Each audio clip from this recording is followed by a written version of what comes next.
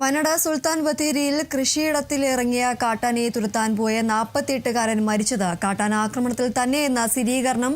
വടക്കനാട് സ്വദേശി രജീവാണ് മരിച്ചത്. രജീവിന്റെ ഇടുപ്പെല്ലും ശ്വാസകോശവും തകർന്നു. ആന്തരിക അവയവങ്ങൾക്കും ഗുരുതരമായി പരിക്കേറ്റിട്ടുണ്ട്. ആന്തരിക രക്തസ്രാവമുണ്ടായി. തുമ്പിക്കൈയിൽ ഉയർത്തി നിലത്തടിച്ചതാകാം മരണകാരണം എന്നതാണ് വിവരം. രാത്രി കൃഷിയിടത്തിൽ ആന ഇറങ്ങിയതറിഞ്ഞ് തുരത്താൻ പോയതായിരുന്നു രജീവ്. ഏറെ നേരം കഴിഞ്ഞിട്ടും കാണാത്തതിനെ തുടർന്ന് നാട്ടുകാരും ബന്ധുക്കളും നടത്തിയ പരിശോധനയിലാണ് രജീവിനെ കണ്ടെത്തുന്നത്. ഉടൻ തന്നെ ബത്തേരിയിലെ ആശുപത്രിയിൽ എത്തിച്ചെങ്കിലും ജീവൻ രക്ഷിക്കാനായില്ല.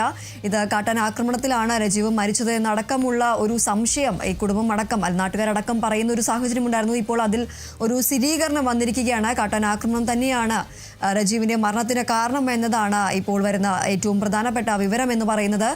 കാട്ടാന ആക്രമണത്തിലാണ് വടക്കനാട് സ്വദേശി രജീവ് മരിച്ചത് എന്ന സ്ഥിരീകരണമാണ് ഇപ്പോൾ വരുന്നത്. രജീവിന്റെ ഇടുപ്പെല്ലും ശ്വാസകോശവും തകർന്നു.